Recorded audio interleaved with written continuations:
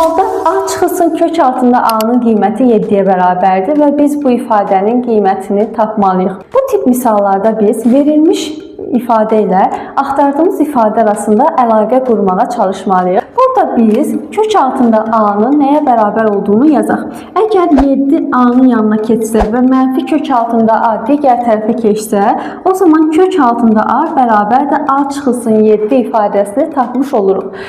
Axtardığımız ifadəyə baxırıq ki, kök altı ifadə yoxdur, hətta A-nın kvadratı var. Ona görə də biz bu ifadədə hər tərəfi kvadrata yüksəldərək axtardığımız ifadəyə bir qədər yaxınlaşa bilərik. Hər tərəfi, sol tərəfi və sağ tərəfi kvadrata yüksəldirəm. Burada kök və kvadrat gedir və A-nın özü qalır. A çıxaq 7-ni isə fərqin kvadratı müxtəsər Roma düsturuna əsasən açılışını yazaq. Birincinin kvadratı çıxaq hasilin 2 misli, üstə gələk ikincinin kvadratı. Daha sonra isə biz bunu A-nı da digər tərəfə keçirsək, işarəsi olacaq mənfi 15A, üstə gələk 49 bərabərdir 0 tapmış ola bilərik.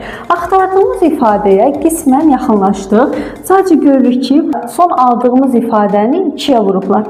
Bu ifadənin hər tərəfini 2-yə vursam, 2A kvadratı çıxaq 30A, üstə gələk 98 bərabərdir 0 tapmış olaram. Lakin burada 98 yox, 99 yazılıb. Ona görə də hər tərəfə 1 əlavə etdiyimizi düşünsək, onda üstə gələk 99 olanda cavabımız da 0 üstə gələk 1, yəni 1-ə bərabər olar.